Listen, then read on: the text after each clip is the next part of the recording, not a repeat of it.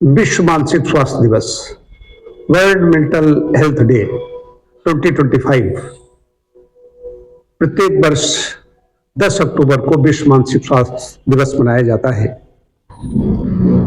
पहले कहा जाता था कि स्वस्थ शरीर में स्वस्थ मन का, स्वस्थ मस्तिष्क रहता है, मस्तिष्क का वास होता है, ये कहा जाता था। लेकिन अब ये आ गया है कि स्वस्थ मन से स्वस्थ शरीर का निर्माण होता है। विश्व स्वास्थ्य संगठन के आंकड़े हैं मानसिक रोगियों के बारे में कि लगभग 8 अरब आबादी है, उसमें से 1 अरब मानसिक रुग्णता के शिकार हैं, मनोव्याधियों से पीड़ित हैं और एक बहुत बड़ा संकट उभर करके आ रहा है भारत में। भारत में जो 147 देशों के जो आंकड़े निकाले गए हैं उसमें 118वां नंबर है वर्ल्ड हैप्पीनेस रिपोर्ट में, जो विश्व की प्रसन्नता रिपोर्ट आई है, वर्ल्ड हैप्पीनेस रिपोर्ट आई है, 118वां नंबर है। इसका मतलब प्रसन्नता कम हो रही है। प्रसन्नता क्यों कम हो रही है उसमें बाद में जाऊंगा। क्या कारण है? स्वस्थ मन नहीं है तो स्वस्थ शरीर नहीं हो सकता है। प्रसन्न आत्मेन्द्रिय मनः स्वस्थेति विधीयते, आत्मेन्द्रिय मन से जो प्रसन्न है वही स्वस्थ होगा। मनोरुग्णता बहुत बड़ी समस्या बनकर के आ रही है और भी हार्वर्ड यूनिवर्सिटी के जो शोधकर्ता हैं उन्होंने पाया कि हर जीवन में हर 2 व्यक्तियों में से एक व्यक्ति कहीं न कहीं मानसिक समस्याओं से जरूर जूझता है। हम सबके जीवन में थोड़ा बहुत कहीं न कहीं आता है। कई बार घबराहट होती है, कई बार भय होता है, कहीं कोई चिंता होती है, बेचैनी होती है, उदासी होती है, चीजें आती हैं। लेकिन कभी कभार आती है जब आदमी, बीमारी क्या है? अब एकदम कह दो सारी दुनिया बीमार है, समाज बीमार है, ऐसा नहीं है, सब बीमार नहीं है। लेकिन ये संकट मंडरा रहा है बहुत बड़ा, बहुत ये समस्या और ज्यादा बढ़ेगी। निकट भविष्य की बात बता रहा हूं। आज 2025 से 2026 फिर मनाएंगे ये विश्व मानसिक स्वास्थ्य दिवस हो, विश्व स्वास्थ्य हो, जो भी दिवस हम मनाते रहते हैं और बात खत्म हो जाती है। इन दैनिक जीवन में ये सब चीजें लानी होगी। स्वास्थ्य बहुत बड़ी समस्या है, चाहे शारीरिक हो या मानसिक हो। अब मन को यहाँ पर मानते ही नहीं। अगर किसी से बता दो कि तुम मानसिक रोगी हो, ये भी मैं बता दूं, मैं अपनी बात कर रहा हूं, ये मैंने किसी अध्ययन नहीं किया।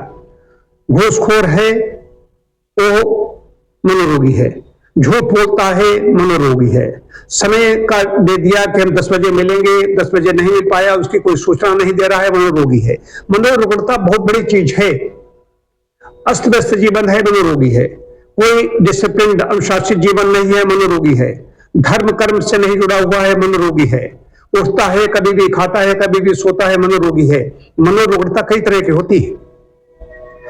खाली गुमसुम बैठे हुए अवसाद है, तनाव है तो कह दिया गया, इसके आंकड़े निकालते रह जाएंगे, लोग निकाल नहीं पाएंगे। कुछ नाम इसके चिन्हित कर दिए गए हैं कि ए है, स्किज़ोफ्रेनिया है, ए है, मेंटल डिसऑर्डर है, क्या है। लेकिन नाम कहां तक तुम लाओगे? तो धर्म ही एक इसको बचाएगा, जो धर्म से कहीं कहीं जुड़ा हुआ है। तो धर्म में भी कई तरीके के हैं। कोई मुर्दे पूज रहा है, कोई राधे राधे बोल रहा है, कोई ओम ओम कर रहा है, तो वेद की ओर जाना पड़ेगा। समग्र जो आयुर्वेद में सद्व्रत बताए गए हैं, जो सद्व्रत के नियमों का पालन नहीं कर रहा है, देर से सोता है, देर रात तक जागता है, देर से उठता है, वो कहीं न कहीं मनोरोगी है।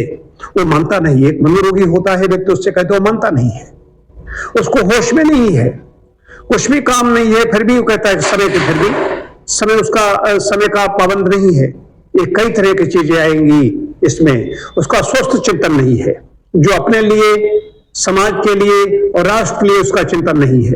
सिर्फ गुमसुम लिटा पिटा बैठा है। इस सब मनोरोगी की श्रेणी में आते हैं। मनोरुग्णता बहुत बड़ा मामला है। मैं तो खुद सोचता हूं कि मैं क्यों ऐसे समाज में नहीं खपा। तो समाज में बीमारी ज्यादा हो चुकी है। पुड़िया खाकर के इधर उधर जगह जगह थूकते घूम रहे हैं, चबाते हुए घूम रहे हैं, गाली बकते घूम रहे हैं, सब मनोव्याधि के शिकार है। ये मेरा अपना आकलन है।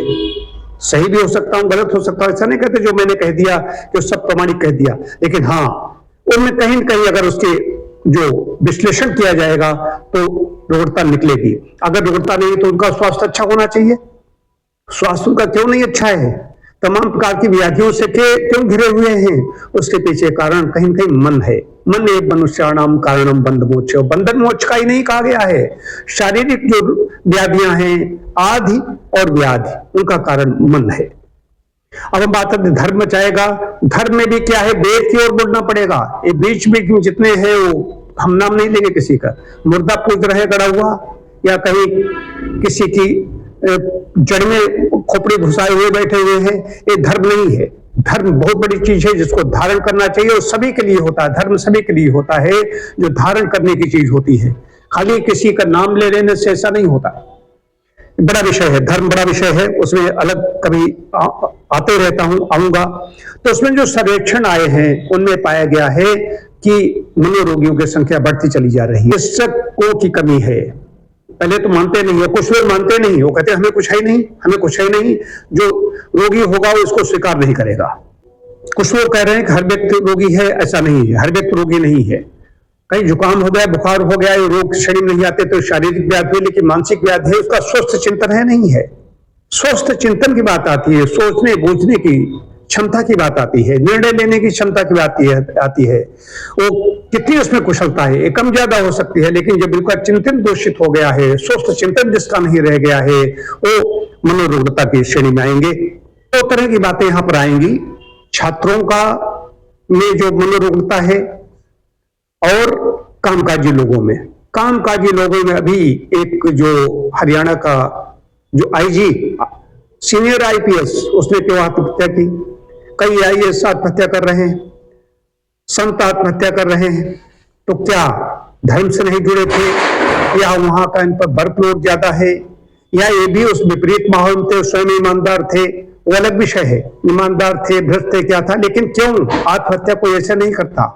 अपने हर व्यक्ति के अंदर जिज्ञासा होती है, हर व्यक्ति जीना चाहता है, लेकिन कहीं न कहीं कोई ऐसी चीज आती है, क्यों ये बात नष्ट हो रहा है, क्यों आत्महत्या कर रहे हैं, गड़बड़ी कहां पर है? इस चिंतकों को, जो उल्लुओं के झुंड इसको नहीं ठीक कर पाएंगे।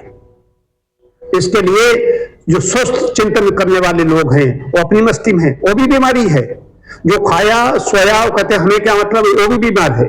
जो समाज के बारे में सोच नहीं रहा है, राष्ट्र के बारे में जिसका चिंतन शून्य है, वो बीमार की श्रेणी में आएगा।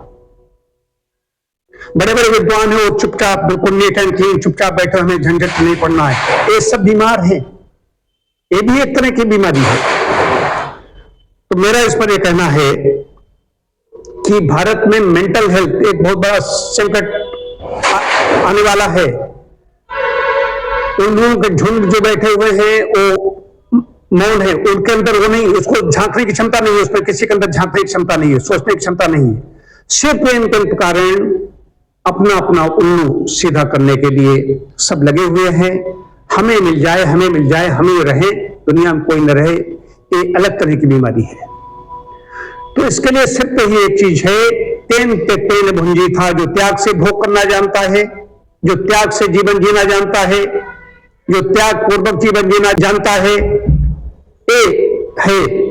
इसके अलावा और कोई कुछ नहीं। तो धर्म वहां पर आएगा, धर्म इसको बचाएगा। बाकी इसके लिए जो समस्याएं हैं तो लेकर के बैठे न रहे, चिकित्सकों से संपर्क करें, जो साइकेट्री डिपार्टमेंट है उससे, और चिकित्सक भी इसमें वही काम करेंगे जो धर्मावलंबी हैं, धर्म कर्म में जुड़े हुए हैं। चिकित्सक होने के साथ साथ में उनके संतत्व है या धर्मात्मा है, वही इसमें काम में आएंगे। अब ऐसी जो आदि और व्याधि हैं, ऐसे ऐसे रोग आएंगे, उनको साइकेट्री खाली ठीक कर देगी, बिल्कुल नहीं मैं मानता। ये मेडिसिन ठीक कर देगी, मैं बिल्कुल नहीं मानता। इसमें वो चिकित्सक जो धर्मावलंबी हैं वो बहुत कस के काम करेंगे, और करना भी चाहिए। तो चिकित्सक जो धर्मावलंबी है नहीं है, स्वयं बीमार हैं, स्वयं डिप्रेशन के शिकार हैं, चिकित्सकों के आंकड़े आए हैं।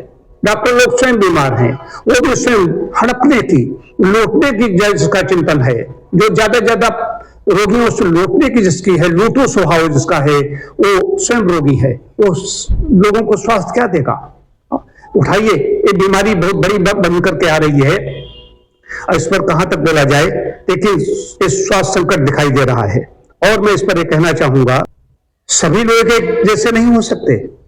कोई तीक्ष्ण बुद्धि का है, किसके अंदर अल्प बुद्धि है, किसी के अंदर सामान्य बुद्धि है, ये भी नहीं है सब एक जैसे हो जाएंगे।